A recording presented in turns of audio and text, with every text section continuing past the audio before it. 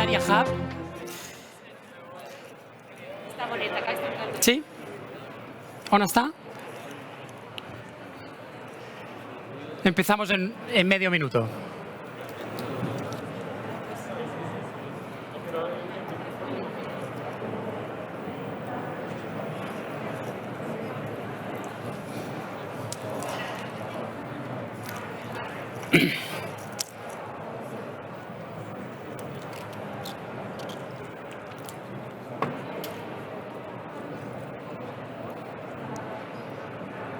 Buenos días, buen día.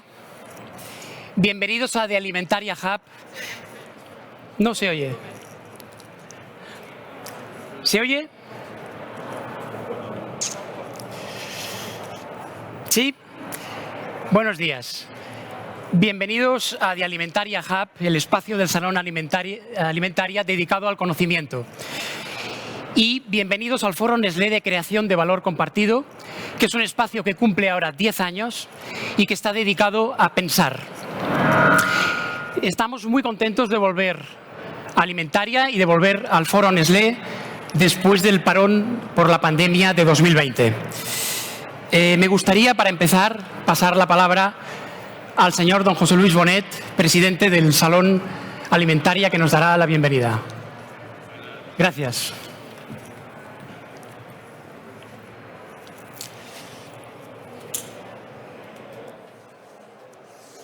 Bueno, muchas gracias, señoras y señores.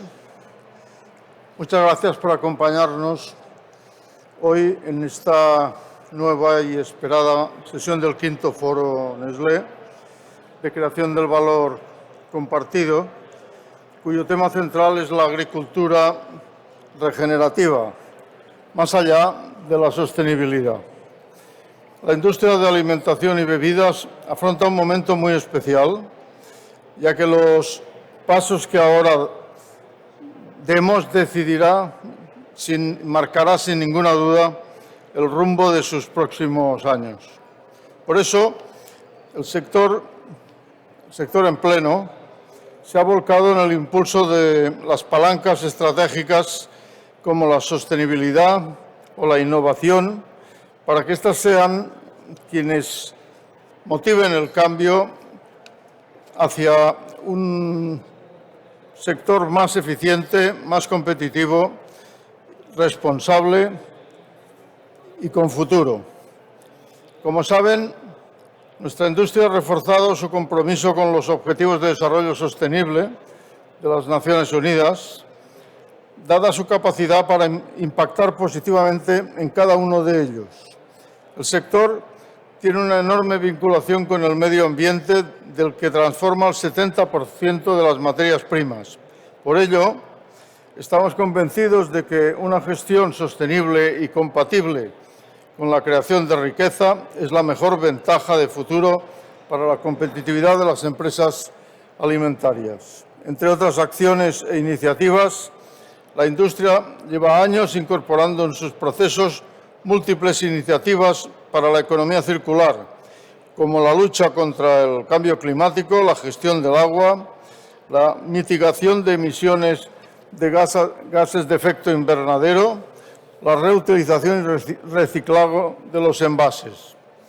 En este foro de creación de valor compartido se dará cuenta de todo ello y del papel cambiante de las empresas en el seno de la sociedad, para potenciar y acelerar el desarrollo sostenible a través de la agricultura regenerativa.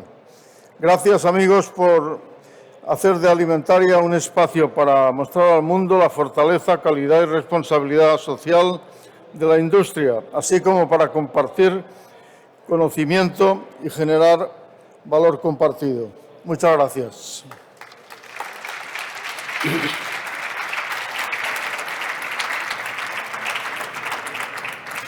Muchas gracias, señor Bonet, por su bienvenida. Esta es la quinta edición del foro. Desde 2012 hemos hablado de los objetivos de desarrollo sostenible y la industria alimentaria, del cambio climático, de los retos nutricionales, del futuro sostenible del sector alimentario. En la quinta edición les proponemos hablar de la agricultura regenerativa más allá de la sostenibilidad.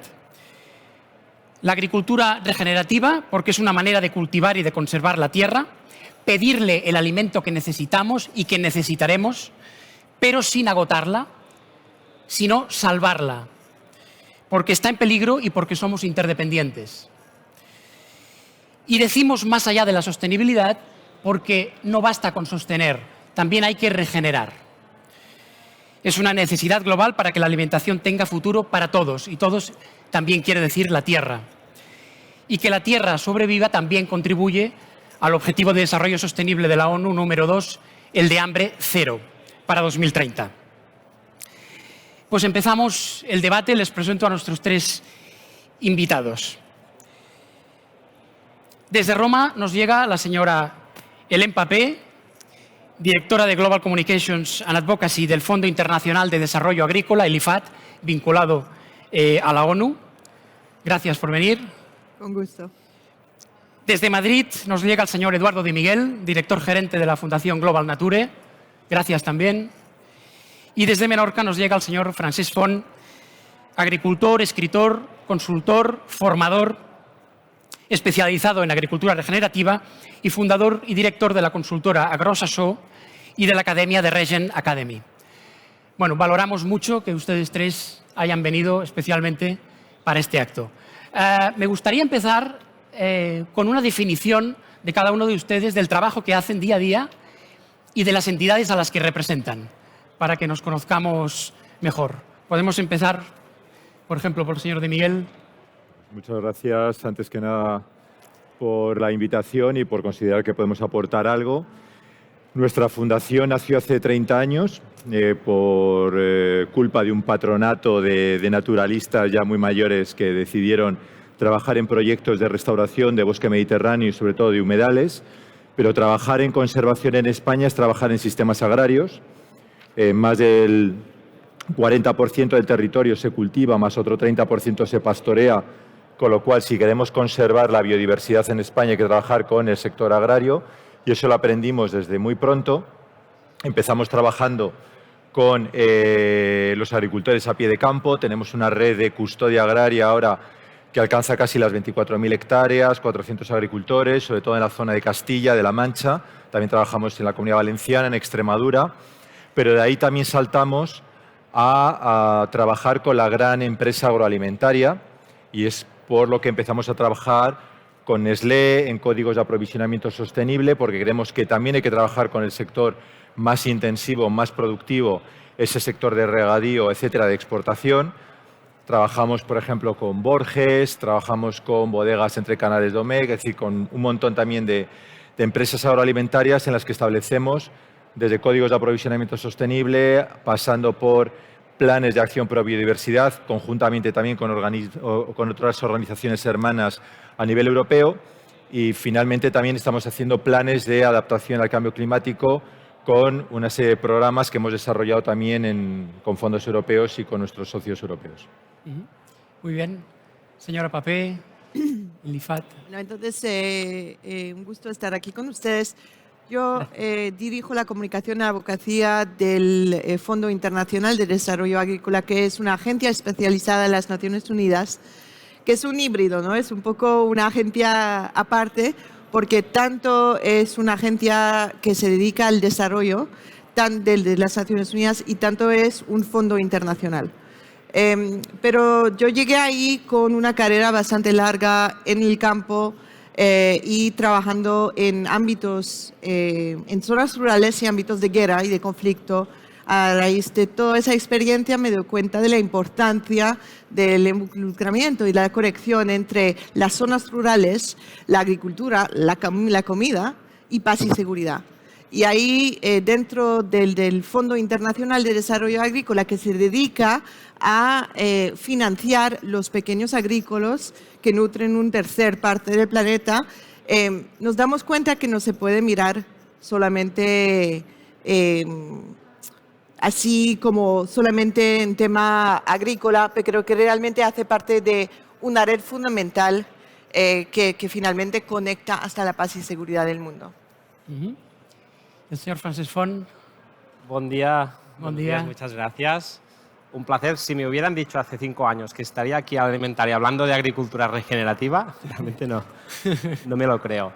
Bueno, yo vengo de la agricultura convencional, soy agricultor de 9ª generación, o sea que hemos vivido casi toda la vida en la agricultura convencional hasta que hace ya unos cuantos años descubrimos la agricultura regenerativa y ahora, a partir de aplicarla, pues nos dedicamos con mi consultoría, Cano Agroasesor, a ayudar a otras empresas a transicionar hacia la agricultura regenerativa. Estamos trabajando en Europa, en el norte de África, cada vez más empresas, cada vez más agricultores, muchas hectáreas ya. Y hemos creado recientemente una academia especializada en agricultura regenerativa con la que en solo 3 meses ya hemos formado a cientos de personas de Sudamérica, de Europa. Hemos formado equipos de grandes empresas, PepsiCo, Familia Torres. O sea que estamos cada vez trabajando más, lo que significa que cada vez se habla más de la agricultura regenerativa. Muy bien. Pues una vez presentados, nos quedamos con usted, que es agricultor. Valdría la pena empezar por una definición todo lo extensa que usted considere de agricultura regenerativa. ¿Cómo podemos definirla? Y cómo podemos también distinguirla de otros conceptos que todos hemos oído: agricultura sostenible, agroecología, agricultura de precisión, agricultura orgánica, permacultura. La verdad es que la pregunta es interesante porque una característica para mí de la agricultura regenerativa es que no tiene definición oficial. Si la buscamos al diccionario no la vamos a encontrar. Y eso hace justamente que cada autor, cada organización la defina a su manera. Pero lo que sí tiene definición oficial es la palabra regenerar, que significa mejorar, dejar algo mejor de lo que estaba, restaurarlo. Por lo tanto, la agricultura regenerativa se basa en mejorar con cada acción que hacemos el suelo, que el suelo es el sustento de los agricultores, y hacerlo de una forma, digamos, resiliente, circular. De nada me sirve mejorar el suelo añadiendo mucha energía o añadiendo mucho dinero, porque si se termina la energía o el dinero, dejo de regenerar. Y estos patrones circulares los encontramos en la naturaleza. Por lo tanto, para mí, agricultura regenerativa es mejorar el suelo con cada acción que hacemos, imitando los patrones de la naturaleza, que son al final las reglas de nuestro juego. ¿Y esto cómo se hace? ¿Qué técnicas implican o qué prácticas implican? Como la intención es regenerar, lo primero es dejar de degenerar, que no es lo más fácil, pero es necesario. Por ejemplo, no podemos practicar agricultura regenerativa utilizando productos de síntesis química, fitosanitarios de síntesis química. Esto no es posible. Y lo digo porque muchas veces me preguntan, bueno, yo que gasto menos, reduzco los productos, estoy reduciendo los productos, estoy haciendo regenerativa. Si fumas menos, eres fumador, no llevas una vida saludable. Si quieres llevar una vida saludable, deja de fumar. Por lo tanto, debemos dejar ya de una vez los productos fitosanitarios de síntesis química que perjudican el suelo. Otra característica, dejar de labrar o al menos hacerlo lo menos posible, porque labrar también es una estrategia que, aunque la hemos hecho toda la vida, es una estrategia degenerativa. Porque, por ejemplo, cuando labramos provocamos erosión, que es pérdida de suelo. Y cada 5 años, por poner un ejemplo, perdemos 1 centímetro de suelo fértil en nuestras tierras, en toda Europa. O sea que el mundo, el planeta, se está desertizando. Esto es un problema muy grande. Por lo tanto, debemos dejar de utilizar productos químicos, debemos minimizar la labranza. Y debemos ser productivos, ser sostenibles. Ser regenerativo es también ganarte la vida con esto, porque si no, no tiene sentido, si no, no es resiliente. Y para ganarnos la vida sin labrar y sin química, pues lo que hacemos es activar la naturaleza, es activar lo que llamamos los servicios ecosistémicos, que no es más que potenciar la biodiversidad. Y aquí otra gran característica. Cada año en nuestro planeta perdemos 55.000 especies en un año. Es mucho, es una pasada. Pues lo que hacemos con la agricultura regenerativa es recuperar esta biodiversidad. Y la última característica, y a lo mejor la más importante, es mejorar la fertilidad de los suelos, que significa poner más materia orgánica en los suelos, que significa, y ahí está la clave, meter más carbono en los suelos. Por lo tanto, capturar carbono atmosférico para ponerlo en los suelos. Por lo tanto, dejar la química, dejar de labrar o hacerlo lo menos posible, mejorar la biodiversidad y capturar más carbono, si es posible, del que estamos emitiendo. Eso para mí es agricultura regenerativa. Esto de capturar carbono o secuestrar carbono, ¿podemos profundizar un poco en esto? ¿Cómo podemos conseguir secuestrar el carbono? El carbono es, para mí, en catalán decimos el pal de paller, ¿no? El centro, la piedra angular, ¿no?, de la agricultura regenerativa, porque no sé si les pasa, pero yo a veces pienso, hace unos años para mí el carbono era un problema. Oír hablar de carbono era algo negativo, era el cambio climático, era capa de ozono, era contaminación. Y ahora me paso la vida intentando capturar todo el carbono que puedo.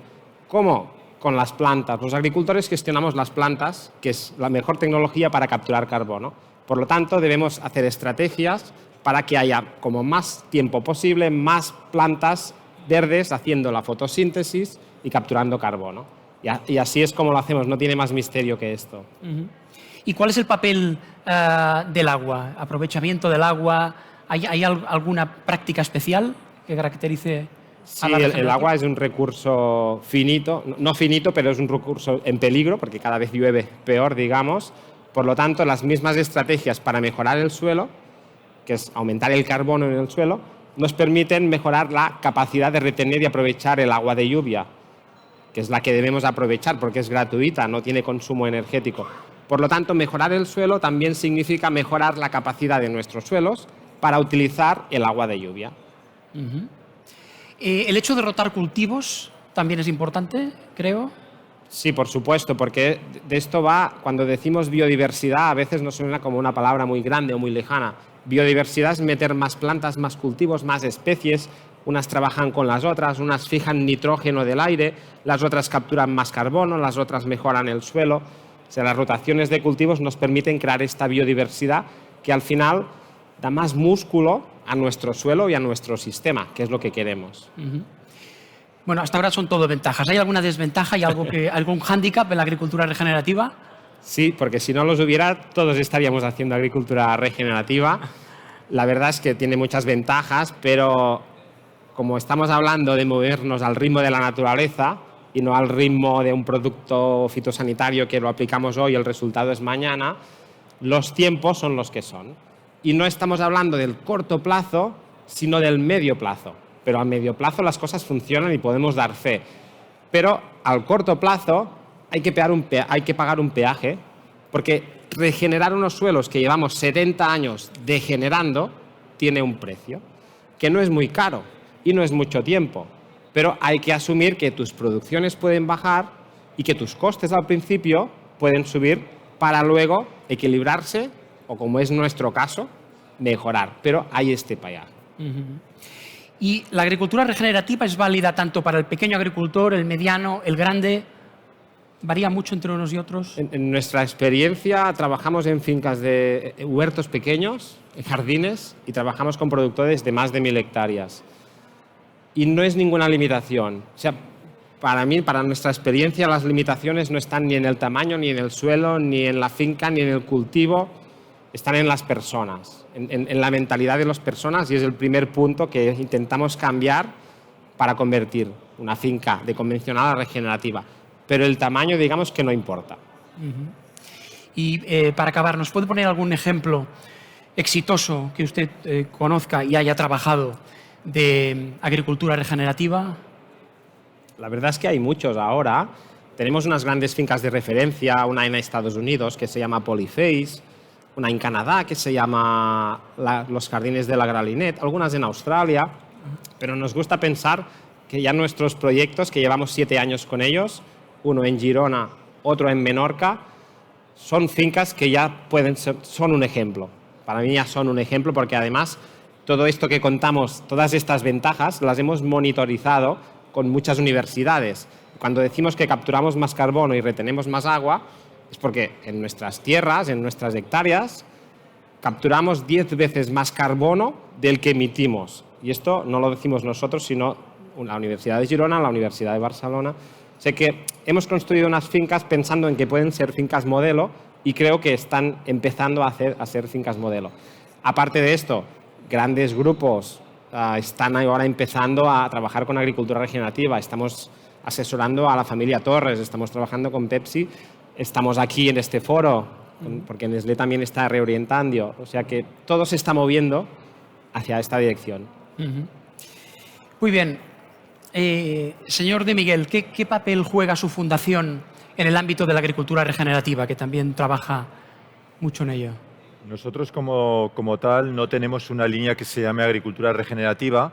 Somos muy pragmáticos a la hora de acercarnos al sector agrario y lo que utilizamos son diferentes elementos de la agricultura regenerativa, permacultura, agricultura orgánica para aplicar medidas en los diferentes sistemas, ya sean extensivos o muy intensivos, ¿no?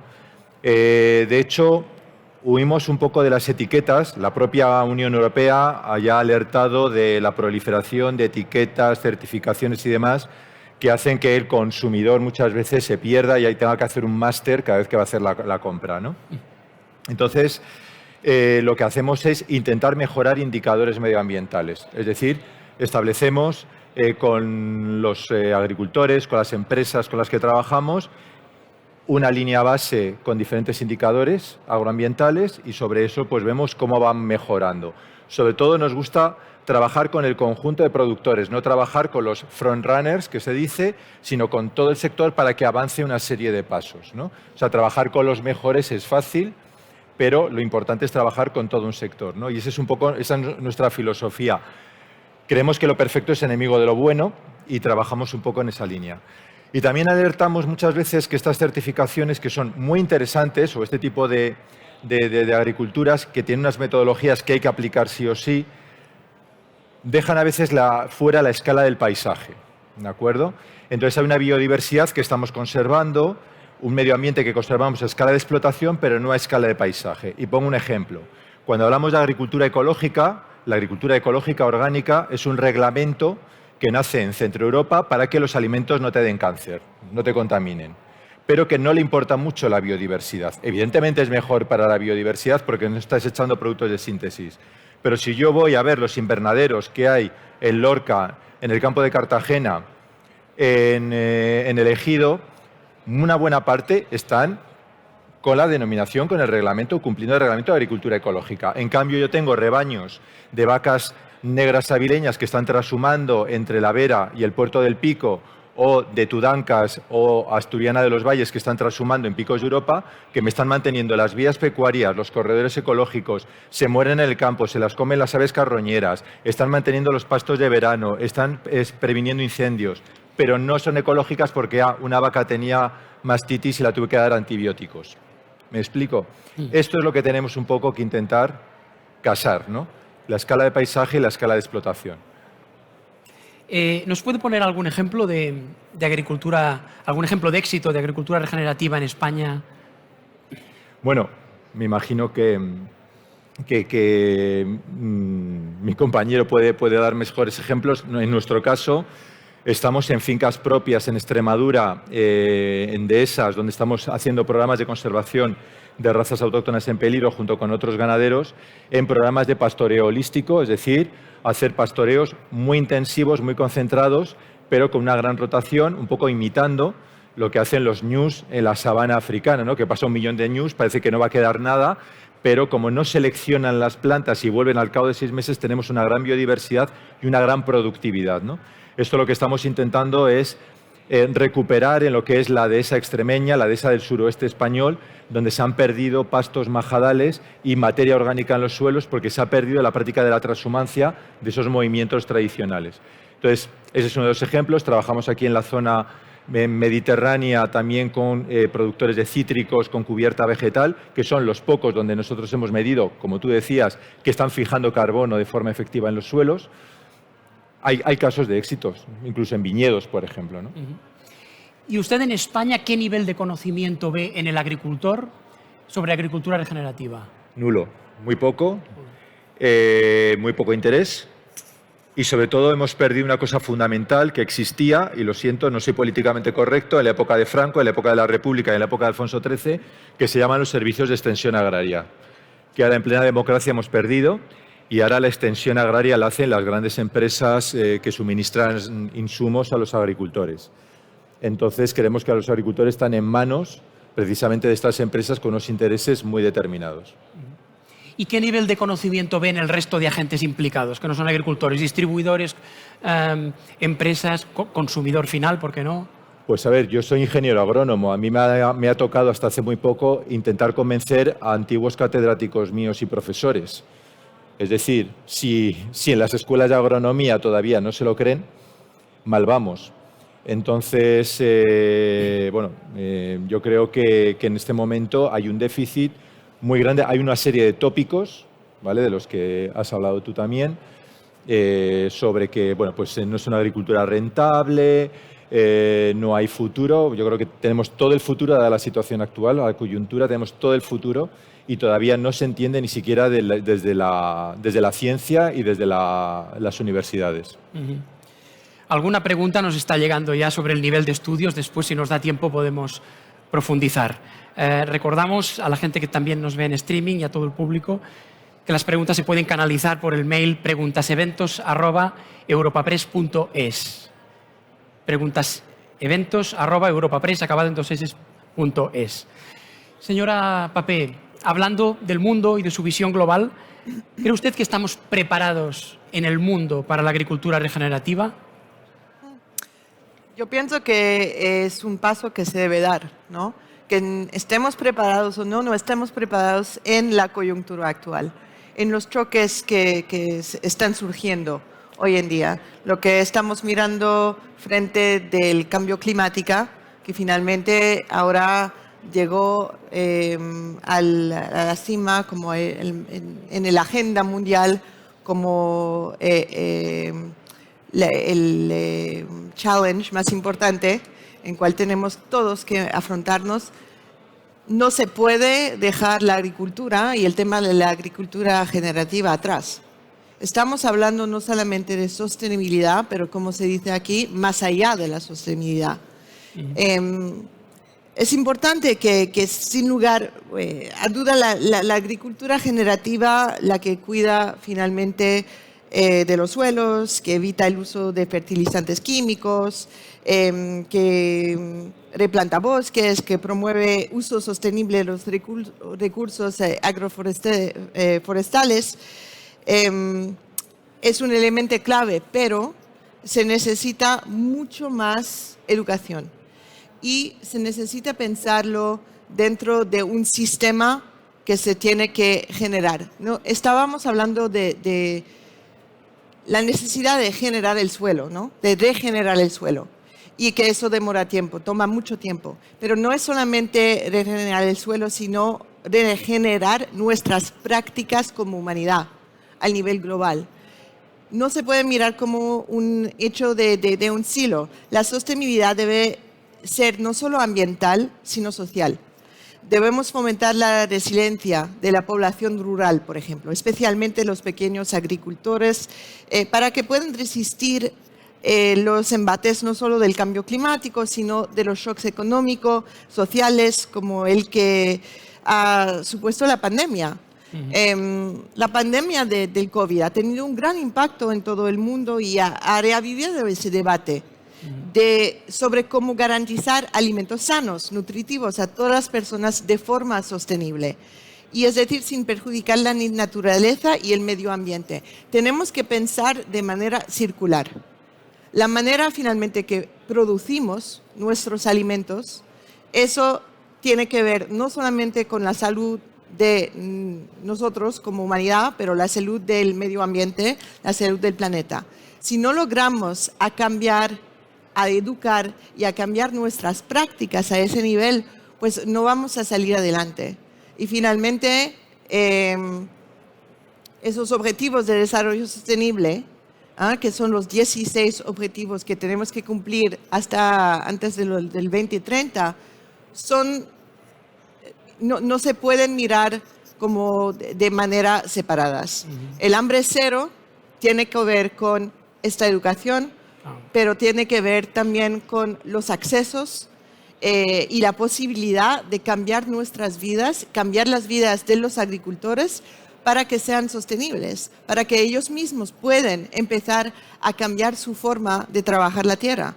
Tienen que sentir que a través de estas soluciones que estamos pensando en tema de agricultura regenerativa, que realmente hay una manera para ellos de sostenerse, para que después ellos y ellas pueden sostener el resto del mundo. Entonces, realmente tenemos que cambiar esta forma de pensar que estamos hablando de un tema o del otro. Es un conjunto. Todo. Y tenemos que generar finalmente nuestra humanidad y la forma en que estamos trabajando desde la tierra hasta las cadenas alimenticias, hasta los productores grandes y finalmente hasta la manera que consumimos. Entonces, en principio, la agricultura regenerativa es un concepto aplicable y puede ser beneficioso a todo el mundo. Hablamos del presente, después hablaremos del futuro, pero es aplicable en todo el mundo. ¿Qué nivel de conocimiento ven el agricultor? Antes hablábamos de España, en todo el mundo, de la agricultura regenerativa. ¿Qué nivel de conocimiento ve en la agricultura en todo el mundo, los agricultores en concreto, de la agricultura regenerativa? Es un tema que, como les dijo, es un tema que preocupa, pero que no se conoce mucho. Si vamos en las zonas pues, las más alejadas, en las poblaciones rurales, que muchas veces en partes del mundo que están dejados por atrás, pues es algo que ya están mirando como una posibilidad para generar sus tierras, pero no es que tienen un conocimiento específico de la manera de hacerlo. Pero lo que puedo decir al mismo tiempo es que hay un conocimiento local de país a país que se tiene que respetar. Hay muchísimo trabajo que se hace en las zonas rurales, en los países subdesarrollados, donde es tan importante, porque se ven que la tierra no se está regenerando, que justamente están creando sus propios conocimientos. Y es muy importante también tener esa posibilidad de escuchar y de mirar los conocimientos locales de esos países y empezar a compartir la realidad de cómo lo están logrando. Hay países en cual trabajamos, por ejemplo, en Bangladesh, que están mirando cómo hacer para regenerar sus tierras frente a tanto la sequía extrema que tanto momentos de floods, ¿no? Entonces, han buscado formas de generar sus tierras de manera mucho más sostenible y tienen lecciones para aprender. Entonces, también hay ese tema de conocimiento que tenemos que aprovechar hoy en día de esa educación como que se puede compartir al nivel mucho más amplio para ver cómo nos apoyamos y apoyamos los pequeños agricultores a justamente hacer parte de esa red de conocimiento. Y en las zonas rurales más pobres, ¿qué prioridades y problemas ve usted que hay? Bueno, es interesante. Este año justamente apoyamos un proyecto de programas de radio participativos en países africanos para llevar los puntos de vista de las poblaciones rurales en la Cumbre de las Naciones Unidas sobre los sistemas alimentarios. Y es por eso que es tan importante escucharles, ¿no? Porque lo que nos dijeron era muy distinto de lo que se habla en la prensa, por ejemplo, o de los conocimientos en general. En primer lugar, la gran mayoría de los encuestados cree que hay futuro en el sector agrícola para sus hijos y los hijos mismos están muy pendientes de aprender sobre las prácticas de la agricultura generativa. Más de un tercio dijo también que era necesario introducir una serie de cambios para que la próxima generación de agricultores pudiera ganarse la vida dignamente. Esa vida digna hace parte del futuro de nuestro mundo, pero de la agricultura como tal. En segundo lugar, el cambio climático afecta cada vez más a los productores, estábamos hablando de eso en pequeña escala, y por ello quieren aumentar su resiliencia. En tercer lugar, la mayoría de los más de 60.000 encuestados expresaron su inquietud por los efectos de los plaguicidas y los fertilizantes químicos en la producción de alimentos. Y eso es una preocupación muy grande, porque finalmente llegan empresas con soluciones y que les brinden apoyo para supuestamente regenerar sus tierras, pero no tienen la información para saber si lo que le están pasando realmente es saludable, y han visto que a veces en unas comunidades pues hay enfermedades nuevas que se desarrollan y están preguntando si finalmente no hay un vínculo con eso. Entonces hay falta de educación y de entendimiento. Y cuarto y el último lugar, los participantes dejaron claro que querían más información sobre las mejores prácticas agrícolas y acceso a mejores insumos, préstamos y crédito. Eso es muy importante porque si se piensa que finalmente en las zonas rurales todos los agrícolas y los agricultores quieren irse porque no hay manera de sobrevivir, justamente están diciendo hoy en día el contrario, que es ahí que se puede vivir mejor, que es ahí el futuro, y que tienen las capacidades y el conocimiento de sus propios ámbitos y de sus propias tierras para desarrollar una agricultura nueva, pero que necesitan ese crédito, ese acceso a finalmente una financiación ágil para poder inventar el futuro de esa agricultura sostenible. Y en estas zonas rurales más pobres, ¿cómo se les puede comunicar las técnicas y cómo hacer agricultura regenerativa, pero a la vez respetando sus técnicas? Porque supongo que en muchos lugares tienen sus propias maneras de hacer, no se trata de imponer. Supongo que es muy difícil combinar eso, ¿no?, para comunicarlo. Sí, pues desde el FIDA primero colaboramos con gobiernos para fomentar ese entendimiento de lo que se necesita, pero trabajando también con los pequeños agricultores para que sus voces lleguen a su gobierno. Finalmente, tiene que ver muchas veces con la necesidad de cambiar las políticas públicas, pero las políticas públicas al nivel de la agricultura, por ejemplo, no se van a cambiar atrás de nosotros como multilaterales, pero lo que sí se puede hacer es trabajar con los pequeños agricultores para que sus voces lleguen a sus gobiernos. De abajo arriba. De abajo arriba. Y eso es lo más importante. Finalmente nos dimos cuenta a través de esos 75 años de las Naciones Unidas que si hay una cosa que falta dentro de nuestro ámbito a llegar a una sostenibilidad es que tenemos que regresar a la gente. No podemos solamente tener ideas globales que vamos a aplacar a través del mundo en países, atrás de países como uno, pero tenemos que escuchar a la gente para que ellos mismos se adapten al cambio. Entonces, en ese caso, por ejemplo, la mejor manera de hacerlo es recurriendo a estos saberes, esos conocimientos locales, y después eso entra dentro del discurso en general sobre la regeneración agrícola para que realmente después se pueda desarrollar de manera sostenible. Tenemos que adaptarnos a esas condiciones locales y no se puede hacer sin diálogo. Y yo pienso que a veces se olvida un poco esa parte importante del diálogo, de tomar el tiempo, de dar esa voz a esas regiones que tienen una realidad muy importante que compartir para que finalmente después se hace realidad ese tema de generación. Pero si vamos a esperar, si ellos tienen, por ejemplo, que esperar que sus tierras se regeneran, ¿cómo van a hacer para ganar su vivienda, para su familia, para su comunidad mientras tanto?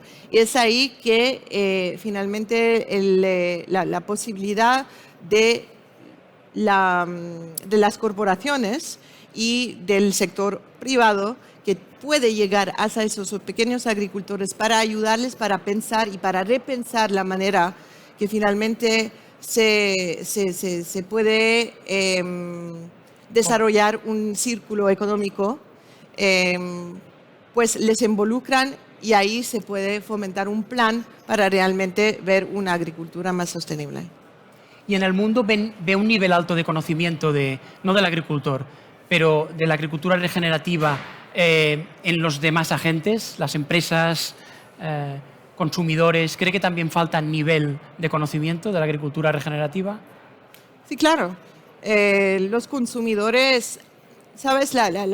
Yo pienso que la juventud está mucho más consciente hoy en día, al nivel global, ¿no? Está llegando finalmente un conocimiento de la importancia y de la cadena entre la producción agrícola, el cambio climático y la vida saludable que la gente está deseando. Entonces, yo pienso que los jóvenes se están dando cuenta de eso y ellos son los que están cambiando la manera de consumir. Y por eso también que las prácticas de las corporaciones internacionales tienen que cambiar, porque los consumidores propios son cambiando. Los jóvenes ya no están mucho más atentos a las soluciones, las soluciones ambientales. Ajá. Y las prácticas ambientales, lo que quería decir, Sí. antes de consumir. Entonces, ahí es donde tenemos una posibilidad de tomar el tiempo para mirar cómo vamos a cambiar esta manera de producir. La producción masiva ya no puede seguir funcionando de la manera que funcionaba, porque sí la gente y los jóvenes y la próxima generación está mirando eso mucho más que las antiguas generaciones. Están mirando cómo finalmente se cuida el medio ambiente y cómo las empresas se involucran dentro de eso. Y las que no están buscando formas de cambiar sus prácticas para cuidar el medio ambiente, para cuidar hasta los pequeños agrícolas que están produciendo, se van a ser dejados atrás. ¿Y cómo podemos conseguir, y después también haré la misma pregunta a los otros dos invitados, cómo podemos conseguir la implicación del sector privado y de las organizaciones internacionales? ¿Cómo podemos conseguir eso? Bueno, yo pienso que a través de toda la información, todos los debates, todos esos foros que estamos, en cual estamos empezando a decir que ya hay una urgencia, pero tenemos también que mirar que no se puede pensar de un lado en los sistemas, los gobiernos, los sistemas multilaterales, las Naciones Unidas, por lo tanto, y del otro lado el sector privado. El sector privado, el sector científico, el sector de la tecnología, tiene lo que se necesita para finalmente transformar esos valores, ese conocimiento, en realidad. Por ejemplo, le doy un ejemplo muy simple. Antes de llegar al FIDA trabajaba en la zona de las Andes, ¿no? En Colombia, Ecuador, Venezuela. Ahí nos dimos cuenta que había un problema muy importante al nivel de las zonas rurales en tema de la polución y del cuidado del medio ambiente. Y el tema del plástico. El plástico que está dañando el medio ambiente, la Amazonía, pero también los océanos, etc. Pero si el sector privado no habíamos trabajado con el sector privado para empezar a crear nuevas soluciones, para bajar la producción de plástico, para, por ejemplo, todos los embalajes de alimentos. Eso hace que hay una polución tremenda en los campos. Los jóvenes que están viviendo en los campos, en las zonas más pobres, les llegan alimentos que son en embalajes que no son sostenibles y no saben cómo deshacerse de eso. Y eso polúa la tierra. Por eso que lo que digo es que tenemos que mirar toda esa cadena. No es solamente el tema de las prácticas agrícolas que se usan para generar la tierra, pero los agrícolas mismos, las familias de los agrícolas, cómo viven, cómo tienen la capacidad de adaptarse para tener ellos mismos un ámbito más saludable, unas tierras más saludables dentro de la manera que ellos mismos viven.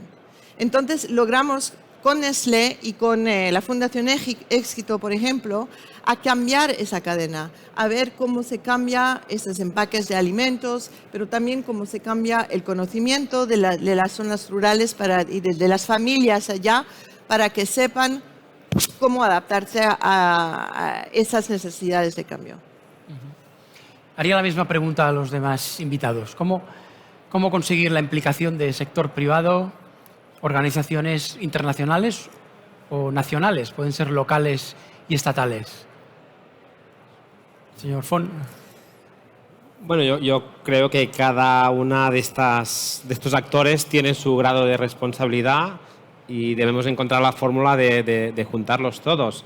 Y me gusta pensar que por encima de todos estos actores estamos los consumidores, que somos los que podemos manejar mejor esta situación, creando esta demanda, entendiendo el riesgo que estamos corriendo, la necesidad de hacer las cosas de otra manera y premiando con nuestra compra diaria, este tipo de acciones. A partir de aquí seguro que se deben crear pactos entre empresas, entre gobiernos, es necesario, y seguro que empresas grandes como Nestlé, empresas del mundo alimentario, como muchas de las que seguramente están representadas hoy aquí, pues deben tener un grado de responsabilidad importante porque el impacto que pueden generar hacia un lado o hacia el otro es muy grande. Por lo tanto, se debe buscar la forma de conciliar y de actuar en la misma línea, creando pactos seguramente. Señor De Miel. No, lo mismo, es decir, el consumidor cada vez que hace una elección de un producto o un servicio está haciendo política, está eligiendo. Y el consumidor está eligiendo y por eso hoy estamos aquí en este foro auspiciado por Nestlé, que es una gran empresa. Entonces, que cambien 4 agricultores es importante, pero que cambie Nestlé o que cambie Borges o que cambie Pascual, con los que estamos trabajando, es fundamental para cambiar todo el sector. Y mi opinión es que el sector privado va muy por delante del sector político, por decirlo así, de la administración. Si yo voy mañana a hablar al ministro de Agricultura, a Planas, y voy a poner nombres y apellidos, o a los consejeros con los que yo trabajo, les digo, oye, quiero un ecoesquema sobre la agricultura regenerativa en la próxima PAC y quiero que España lo defienda, se te pone no, no, no, no, no, no. Pero porque detrás tienen a los sindicatos agrarios. Y para mí el principal problema está a ese nivel. Lo siento mucho y lo digo, y si esto queda grabado, que quede grabado. Es decir, creo que hoy las organizaciones agrarias no están al nivel para presionar políticamente que está la gran empresa. Hay una transformación en la empresa, en este momento agroalimentaria, brutal. Tienen muy claro no solamente la importancia del medio ambiente, sino la dependencia estratégica. O sea, no nos olvidemos que el cambio no va a venir por los pajaritos ni por el cambio climático, va a venir porque no va a haber gasoil de aquí a unos meses, posiblemente. ¿De acuerdo? No podemos seguir externalizando nuestra producción de materias primas. ¿Qué va a pasar con el 90% de la proteína de la que depende Europa y que viene de América? Si mañana no hay contenedores para traer la soja, ¿vale? O sea, este es un problema muy grave que yo como empresa agroalimentaria tendría ahora encima de la mesa y la está teniendo, ojo. Pero es que no lo ven nuestros políticos. Y a mí lo que me parece un escándalo, y lo tengo que decir, es que si yo mañana fuera a las Cortes, al Congreso o al Senado y viera un stand de un determinado lobby que está vendiendo un determinado input, saldría escandalizado. Pero es que yo voy al Parlamento Europeo y me encuentro con lobbies dentro del Parlamento Europeo, donde están mis representantes, haciendo unos lobbies alucinantes. Por eso creo que hay, en este momento, un desfase brutal entre lo que está pidiendo el consumidor, incluso la gran empresa, a lo que nuestros políticos y determinados representantes están pidiendo. Entonces se me ocurre preguntar, ¿lo que necesitamos para este tipo de agricultura son más bien pactos locales, estatales o supraestatales? ¿Cuál es la mejor estrategia? Yo creo que el pacto local es fundamental. Nosotros estamos, a partir de crear esta red, por ejemplo, de agricultores, hemos conseguido una medida agroambiental que está pagando 208 euros a agricultores de secano, que a su vez están vendiendo legumbre ecológica diferenciada en base a la biodiversidad en Alemania, con lo cual han triplicado sus ingresos en secano, en un secano muy malo de Castilla-La Mancha. Pero han sido ellos uniéndose los que han conseguido presionar. Pero esto no es lo que ocurre siempre.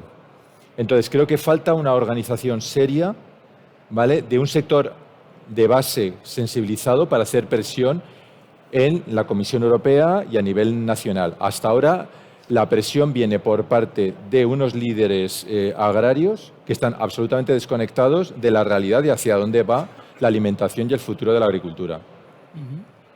Bueno, de esta me matan, pero bueno, me da igual.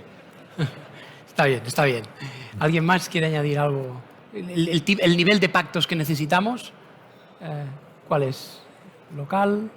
En mi opinión, esto puede funcionar si se actúa a todos los niveles y a la vez, porque si actuamos sobre los agricultores solo, y abro como agricultor, pero luego no encontramos los canales de venta de estos productos, la cosa no va a funcionar. Si actuamos desde arriba pidiendo a los agricultores que hagan algo en concreto, pero no les compensamos básicamente con el precio, la cosa no va a funcionar tampoco. O sea que desde mi punto de vista se debe actuar desde todos los niveles y desde ya mismo. O sea, un poco lo que decía la señora Papé, de abajo arriba, pero a la vez tiene que haber algo de arriba abajo, ¿no? Si no, no funciona. Hay que sincronizarse, ¿no? Sí. Es esto. Que no es fácil. Que no es fácil. ¿Hay algún país modélico en agricultura regenerativa? ¿Algún país del mundo o alguna región del mundo que podamos destacar, que esté avanzada? Bajo mi experiencia, suelen estar más avanzados, no solo en agricultura regenerativa, sino en todos los cambios que han pasado en la agricultura. Los países, hablo por ejemplo de países como Australia, que conozco personalmente, como Estados Unidos, donde primero no hay subvenciones, que de alguna manera empujan a la realidad, y en segundo lugar, y en el caso de la regenerativa es más claro, como son países con no mucha historia, digamos, los agricultores tampoco llevan una mochila muy cargada de prejuicios y están más abiertos a los nuevos cambios. En mi experiencia, los países donde se ha avanzado más rápido son, por ejemplo, estos dos países. ¿Algún ejemplo? Yo pienso que los países que han adaptado hoy en día una forma más avanzada de vivir, en cual ya están, por ejemplo, cambiando las horas laborales para dar a sus poblaciones el tiempo de hacer esos cambios, es un ejemplo que se tiene que mirar. Es un ejemplo del futuro, porque nos hemos dado cuenta que finalmente todos esos cambios, estamos hablando de una cadena, ¿no? Estamos hablando de la cadena de cómo a cada nivel, que sea corporativo, que sea del sector público, que sea de nosotros como consumidores, tenemos que cambiar nuestra manera de vivir, ¿no? De manera realmente práctica. Y eso se puede hacer si hay un cambio al nivel global de la manera en que tenemos el tiempo de vivir para hacer las cosas mejor.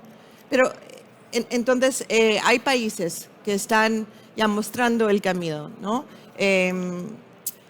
Pero también tenemos que pensar en los que están quedándose un poco atrás, ¿no? Hay países en los que hasta un tercio de los alimentos hasta hoy se pierda por mal manejo, por ejemplo, post cosecha, si regresamos un poco al tema de agricultura. Y eso debe cambiar.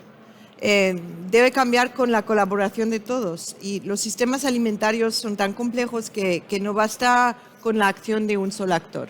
Entonces, yo pienso que para la pregunta que estaba diciendo, a cuál nivel, ¿no?, de pacto se necesita, finalmente lo que sí se necesita es un pacto a cada nivel. No se puede hacer un pacto en un solo nivel o un solo país, pero finalmente es una cadena, como lo está diciendo nuestra colega. Pero requiere una financiación y una voluntad política para que las poblaciones rurales y las poblaciones en zonas urbanas y los consumidores acceden a los insumos necesarios, los mercados necesarios, los servicios financieros, la tecnología, finalmente la información, como lo estábamos diciendo, para adaptarse a ese cambio climático. Hay soluciones, ¿no? Lo están, por ejemplo, en el grupo intergubernamental de expertos sobre el cambio climático y el nuevo reporte que acaba de salir. Se destacan soluciones de cómo hacer que finalmente se disminuye esa responsabilidad que se ve, se disminuye ese gap que se ve entre el consumidor y las políticas públicas. Pero ya ahora ese es el momento de actuar. No es solamente el momento de hacer abogacía y de decir que hay un cambio necesario. En la conferencia del clima, la COP26, por la primera vez nos dimos cuenta con los gobiernos que llegamos a la mesa que no era una pregunta de si teníamos que cambiar nuestra forma de vivir, nuestras formas de adaptarse a esos cambios climáticos. Ya no era una pregunta. Ya no era una pregunta de la importancia de empezar a financiar de manera sostenible la agricultura. Pero la cosa era cómo. Entonces, ojalá que en los años que vienen finalmente pasamos del hecho que nos damos cuenta de la urgencia a finalmente buscar las formas de actuar de verdad. ¿Y cuál, dirijo la pregunta a los tres, cuál debe ser el papel de las administraciones públicas? ¿Financiar, la palabra mágica subvención, guiar, enseñar, procurar ser pedagógicos, todo a la vez? Yo, aparte de todo eso, que es como muy evidente, me gustaría que el que contamine pague. O sea, hay un principio europeo que el que contamina paga, que no se cumple. Entonces, cuando la agricultura no regenerativa pagara lo que estamos pagando todos, a lo mejor no es tan barata, ¿me explico? Y la regenerativa sería más competitiva, pongo ejemplos. Es decir, en Cataluña tenemos el 40% de los acuíferos contaminados por nitratos. Eso ocasiona que los habitantes, buena parte de los habitantes de Cataluña, tengan que comprar agua embotellada que no paga ni el ganadero de porcino intensivo ni el agricultor intensivo que está contaminando el acuífero. Tampoco están pagando las multas que pagamos todos por incumplimiento de la Directiva Marco del Agua, por incumplimiento de la Directiva de Nitratos. En cambio, aquellos que están conservando los montes, que nos están dando el agua, esos ganaderos no reciben un solo euro.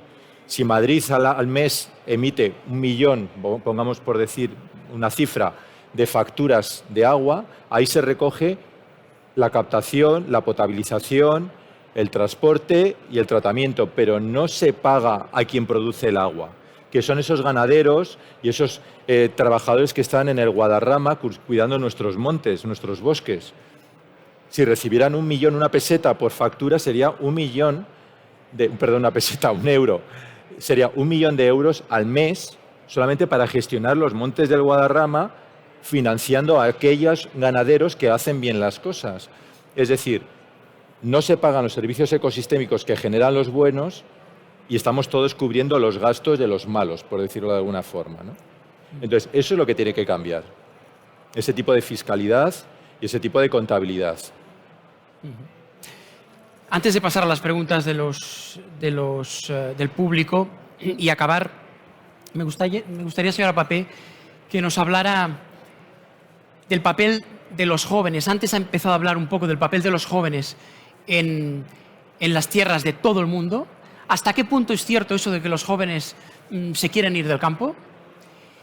Y también que nos hablara de algo que usted ha estudiado mucho, el papel de la mujer en el campo, en algunas zonas rurales, en las cuales ellas se han convertido en protagonistas, pero legalmente me temo que no lo llegan a ser. ¿Nos podía hablar de los jóvenes y de las mujeres en esos lugares? Sí, claro. Mira, hemos hablado un poco de los jóvenes al inicio, que había esa idea que los jóvenes todos quieren irse de las zonas rurales, que no es cierto, ¿no? Creo que tristemente es muy cierto que a veces se ven forzados a hacerlo, que la tierra no da para más, que porque está esquilmada, porque se han usado prácticas perjudiciales para el medio ambiente y que justamente no había recursos ni apoyos para implementar alternativas, porque no hay carreteras a través, por ejemplo, de las que sacar su producto al mercado. En nuestro planeta hoy en día hay 1.200.000.000 de jóvenes y gobiernos de todas partes, de todo el mundo, enfrentan ese desafío de brindar a los jóvenes empleo decentes, oportunidades que protejan su futuro. Y en las zonas rurales donde viven unos 600 millones de jóvenes, pues los desafíos son especialmente complejos. Debido a los factores que limitan el acceso a la tierra, como hemos hablado, los recursos naturales, la financiación, las tecnologías, los conocimientos, la información, la educación, a los jóvenes les resulta dificilísimo ahora contribuir a la economía rural. Y a pesar de eso, estamos mirando un cambio porque realmente es lo que quieren hacer. Están buscando formas de tener un impacto dentro de esas tierras. Desde el FIDA, justamente estamos cambiando y mirando, no cambiando, pero mirando cómo hacemos para acercarnos al final de esa población de juventud. Entendemos que invertir en los jóvenes en esas zonas rurales es fundamental para lograr un crecimiento económico, rural dinámico. Los posibles beneficios de las inversiones en los jóvenes hoy en día son ilimitados y términos de seguridad alimentaria, reducción de la pobreza, generación de empleo y paz y estabilidad. Y eso es fundamental, que el tema de paz y estabilidad realmente está de mano a mano en la manera que decidimos hoy en día al nivel regional, nacional, internacional, de empezar a mirar cómo vamos a apoyar a los jóvenes. En el Sahel, por ejemplo, donde he pasado muchísimo tiempo, los jóvenes que vivían en zonas rurales, que miraban que no tenían manera de dar sostenibilidad a sus familias, pues se hacían contratar por grupos armados ilegales o los nuevos grupos multilaterales terrorísticos, justamente porque no tenían otra solución. No es que querían entrar en esos grupos. Lo hemos visto en el Sahel, lo veo todos los días en Malí, cómo se están finalmente formando esos nuevos conflictos, pero lo acabamos de ver también en Colombia y Venezuela.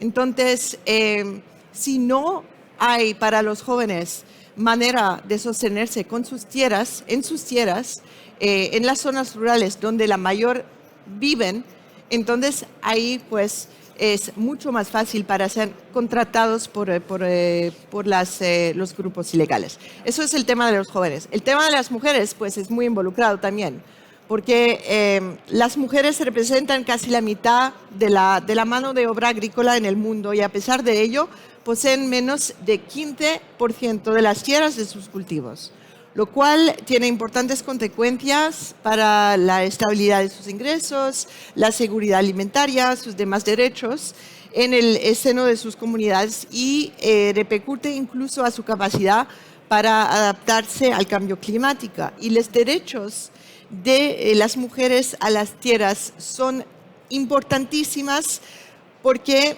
ellas brindan a las mujeres la posibilidad de mejorar sus medios de vida. Estamos hablando de algo mucho más allá que el simple derecho de acceso a la tierra. Implica poder comprarla, venderla, elegir cómo cultivar, ocuparse de los cultivos, obtener financiación para emprender negocios, todo ello en las mismas condiciones que los hombres. Lo que estamos mirando, y especialmente en esos años de la pandemia, es que las mujeres quedaban cultivando sus tierras y los hombres se fueron a las ciudades y las mujeres se quedaron a ser las cultivadoras, las agrícolas principales de sus tierras y también cuidando a sus hijos y a sus hijas. Y le vemos con situación de máxima vulnerabilidad. Ahí tenemos que alzar nuestra voz, porque eso cambiará solamente si cambian las políticas públicas. Y igual que lo que hemos dicho a través de toda esa conferencia, es que finalmente no podemos mirar eso como solamente un hecho del tema de propiedad de la tierra o de la consecuencia sobre la producción agrícola. También tenemos que mirar que esas mujeres, si obtengan el derecho de ser propietarias de tus tierras, tienen mucho más posibilidad de salir adelante como mujeres, pero también bajar las tasas de violencia de género.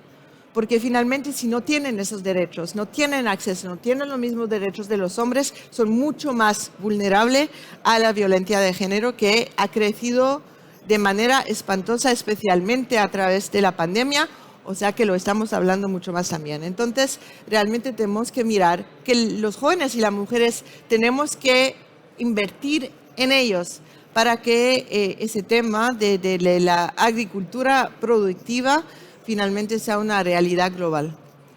Muy bien. Nos da tiempo a hacer una pregunta de las que hemos recibido. Queremos acabar puntuales.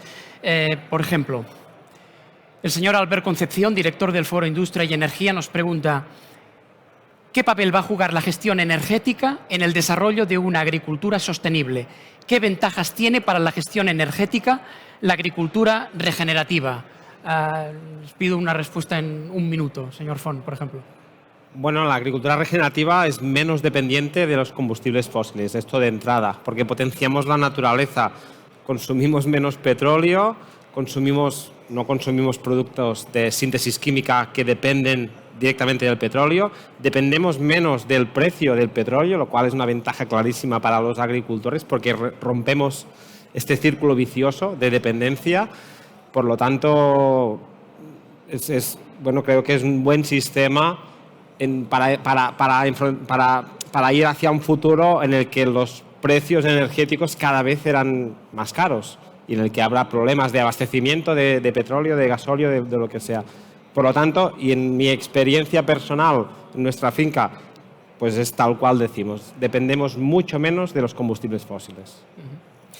Perfecto, no da tiempo para más. Hay que agradecer al señor Font, la señora Papé y el señor de Miguel que se hayan desplazado para hablar de agricultura regenerativa.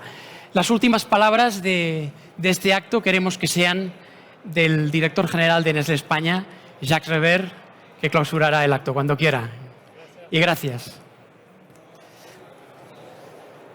Bueno, buenos días a todos. Gracias por participar en este quinto foro de Nestlé de creación de valor compartido. Muchísimas gracias, Jordi. Gracias a todos los ponentes. Yo no sé si hemos conseguido dar una definición de qué es la agricultura generativa, pero el más importante es que todos nosotros ahora sabemos que todos tenemos una parte de la solución, que todos nosotros también tenemos una parte de responsabilidad. Yo pienso que esto es extremadamente importante. Estoy aquí no solo con el representante de Nestlé, pero estoy aquí también como padre de 4 hijos, 2 hijas, 2 hijos, entre 18 años y 27 años.